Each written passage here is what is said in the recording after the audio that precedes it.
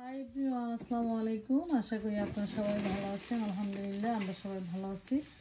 আর একটা ব্লগ আমি আপনার সাথে শেয়ার করতে যাচ্ছি। আজকে রুটি খাবো না, আজকে বাচ্চাদের সাথে সিরিয়াল খাবো। আর আজকে আমি ঘুম থেকে উঠেছি একটু লেট করে, যেহেতু বাচ্চাদের স্কুল নাই। আর যেদিন বাচ্চাদের স্কুল নাই একটু লেট করে ঘুম থেকে ওঠা হয়। আর অন্য দিন তো দেখা যায় অনেক আগে ঘুম থেকে উঠতে হয়, ওদেরকে নিয়ে বিজি থাকি। ব্রেকফাস্ট করা শেষ। আগামীকাল আমাদের এখানে থ্যাঙ্কসগিভিং ডে। আজকে থেকে আমি প্রিপারেশন নিচ্ছি।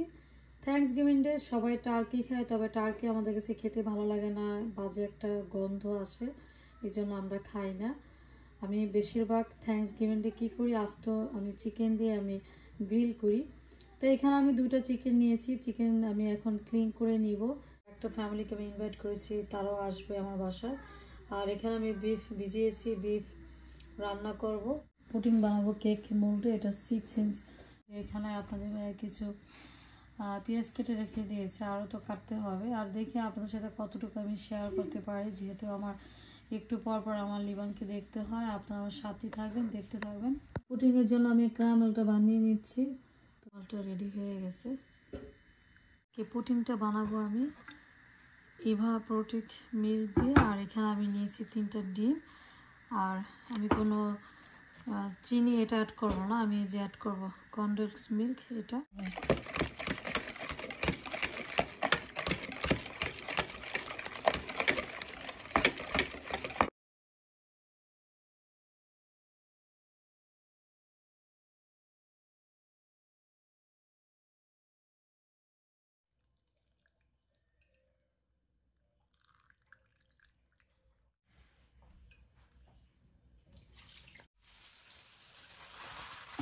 ফয়েল পেপার দিয়ে এটা ঢেকে দিলে এটা পানিটা অনেক সময়তে দেখা যায় উপরের দিকে উঠে যায়, তো এটা দিলে আর সমস্যা নেই।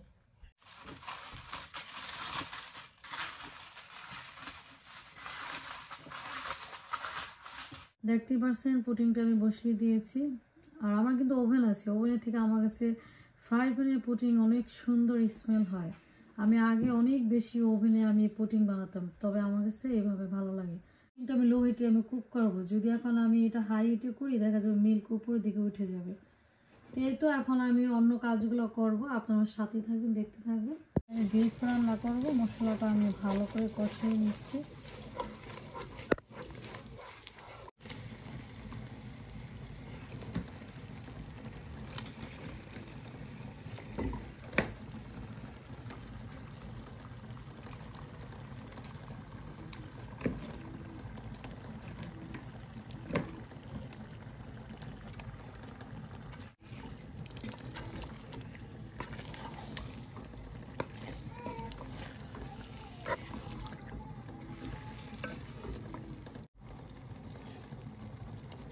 এখন আমি মাংসটা ঢেকে দিচ্ছি। আমার পুডিংটা হয়ে গেছে, দেখতেই পাচ্ছেন। এখন আমি এটা ফ্রিজে রেখে দিব র্যাপিং করে। আগামীকাল সার্ভিং ডিশে আমি সার্ভ করে নিব। এখন আমি বিফ কিমাটা রান্না করব। আজকে আমি স্বামী কাবাব বানাবো বিফ কিমাটা দিয়ে। আর এই যে এখানে আমি নিয়েছি চানা ডাল, এটাকে আমি গরম পানি দিয়ে আমি ভিজিয়ে রেখেছিলাম 4-5 ঘন্টার মতো।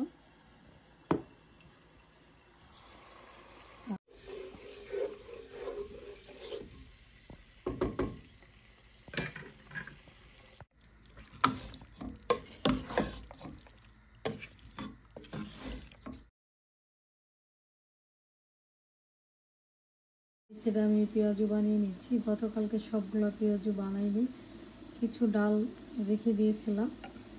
আর লাভের কথা কি বলবো, ও এই পেঁয়াজু খেতে অনেক বেশি পছন্দ করে, তো ওর জন্য আমি ডালটা রেখে দিয়েছিলাম।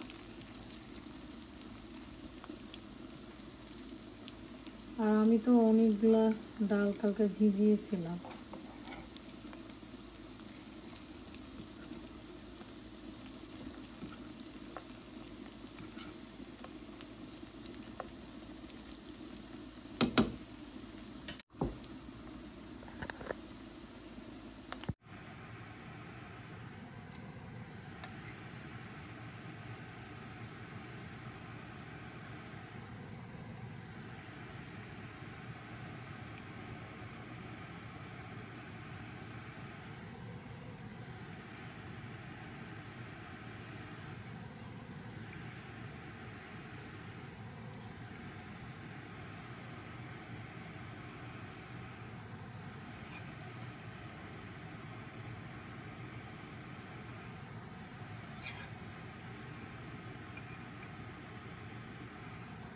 ঠিক আছে, এগুলো আমি আগামীকাল ফ্রাই করব।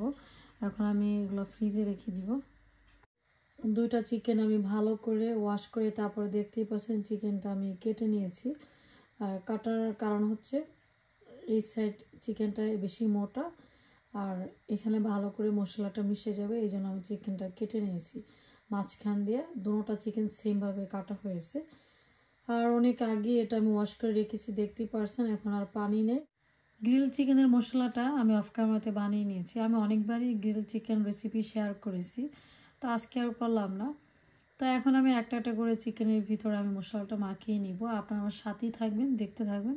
আমি চিকেন ভালোভাবে মশলা দিয়ে মাখিয়ে নিব। আর মশলা মাখানো শেষ হয়ে যাবে, তারপর আমি চিকেনের লেগ এই দুইটা আমি সুতা দিয়ে বেঁধে নিব।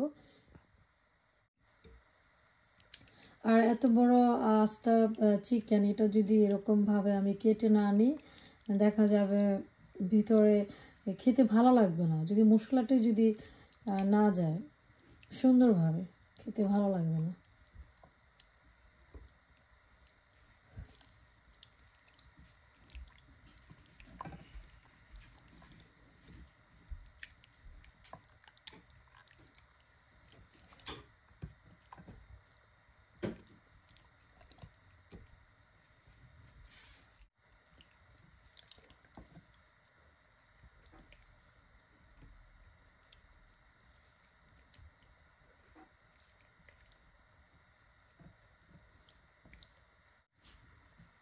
এই যে এটা মাখবো আমি।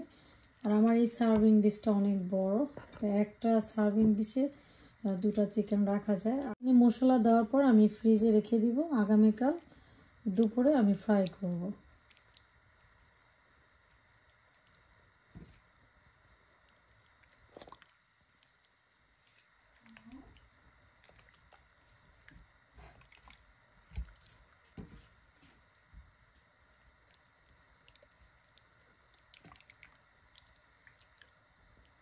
মশলা মাখানো শেষ, আমি সুতা দিয়ে চিকেনের লেগগুলো আমি বেঁধে নিয়েছি, দেখতেই পারছেন। এখন আমি চিকেন কি করব, র্যাপিং করে আমি এটা এখন ফ্রিজে রেখে দিব। এই যে আমার চিকেন র্যাপিং করা শেষ, দেখতেই পারছেন। তো এখন আমি এটা ফ্রিজে রেখে দিব। আমার সব কাজ করা শেষ, এখন আমি ভাত খাবো। আর ভাত খেতে খেতে আপনাদের কাছ থেকে বিদায় নিচ্ছি। এই ছিল আজকের আমার ব্লগ। আজ এই পর্যন্ত। ভালো থাকবেন, সুস্থ থাকবেন। আল্লাহ হাফেজ।